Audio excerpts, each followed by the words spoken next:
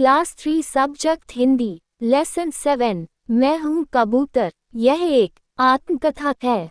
पाठ में लेखक ने हमें कबूतर के विषय में बताते हुए उसके प्रकार व भिन्नताओं के बारे में बताया है। सोते सोते अचानक किसी आवाज से नींद खुल गई। उठकर देखा तो कबूतर कबूतरी का जोड़ा छज्जे पर बैठा गुटरगू कर रहा था।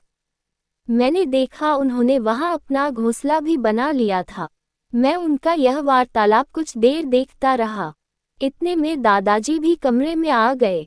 मैंने दादाजी से पूछा, ये कबूतर इतना शोर क्यों मचा रहा है? दादाजी ने कहा, कबूतर कबूतरी के जोड़े में ये ध्वनि अधिकतर कबूतर ही करता है। यह इसकी प्रसन्नता का स्वर है। कबूतर शांति प्रिय पक्षी है। इसके इसी शांत स्वभाव के कारण इसे शांति का प्रतीक माना गया है। अपने परिवार के साथ यह खुश रहता है। परिवार की पूरी जिम्मेदारी निभाने में यह अन्य पक्षियों से आगे है। घोंसले की सफाई का ध्यान तो कबूतरी ही रखती है।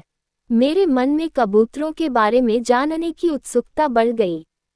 मैंने दादाजी से कहा, दादाजी, कबूतरों के बारे में कुछ और भी बताएं न। दादाजी बोले, कबूतर दो प्रकार के होते हैं, पालतू और जंगली। जंगली कबूतर का रंग स्लेटी नीला सा होता है। गर्दन पर हरे रंग की एक पट्टी होती है। ऐसी ही दो रेखाएं दोनों पैरों और पंखों पर रोती है। लाल गुलाबी पैरों में 4-4 उंगलियां होती हैं, 3 आगे और 1 पीछे। इन्हीं पंजों की महायता से पतली तारों पर बैठे बैठे ये सारी रात बिता देते हैं। जंगलों में सर्वत्र पाए जाने के कारण इन्हें जंगली कबूतर कहा जाता है। मैं पूछा, दादाजी, पालतू कबूतरों की क्या पहचान है? दादाजी ने बताया, बेटा, पालतू कबूतर प्रायः सफ़ेद, हल्के काले, आधे नीले या मिले जुले होता है।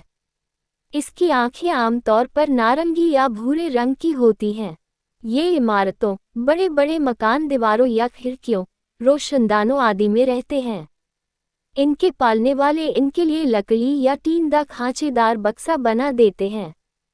ये दिन भर घूम घूम कर दाना चुगते और पानी पीते हैं और रात में घोंसले में विश्राम करते हैं। कबूतरों को पालने का शौक मुगल काल से चला आ रहा है। प्राचीन काल में ये संदेशवाहकों का काम करते थे। जब यातायात के साधन नहीं थे, तब कबूतर किसी भी संदेश पत्र को अपनी चोंच में दबाकर दूर दूर तक पहुंचा देते थे। कबूतरों की भी कई प्रजातियां हैं, जैसे गोला, शिराजी, गिरहबाज, लक्का, लोटन व काबुली आदि। गोला कबूतर बहुत ही समझदार होता है। इसे झुंड में पाला जाता है। इसका झुंड एक साथ उड़ता और मालिक के इशारों को समझता है। मालिक सीटियां बजाकर या झंडियां दिखाकर इन्हीं इशारे को हैं। ये अपने दरबे को पहचानते हैं और विश्राम करने अपने आप अंदर चले आते हैं। गोला कबूतर के बारे में सुनकर मैं आश्चर्यचकित रह गया। मैंने दादाजी की ओर प्रश्नवाचक दृष्टि देखा। वे दूसरी तरह के कबूतरों के बारे में बताने लगे। वे बोले, शिराजी कबूतर सुंदर होता है। ये सबसे अधिक लोकप्रिय है। इसका पेट सफ़ेद, पीठ और गर्दन काली या लाल होती है। गिरहबाज कबूतर को आसमान का बादशाह भी कहा जाता है। आसमान में पलटियां खाकर यह अपने करतब दिखाता है। एक साथ 5-6 घंटे तक यह आकाश में चक्कर लगाता रहता है। लक्का कबूतर को सुंदरता के लिए पाला जाता है। इसमें उड़ने को सामर्थ्य गिरहबाज से कम होती है, पर गुटरगू करते हुए इसका नाच देखते ही बनता है। इसकी गर्दन बहुत लचीली होती है। काबुली जाति के कबूतरों को बाजी लगाने वाले पालते हैं।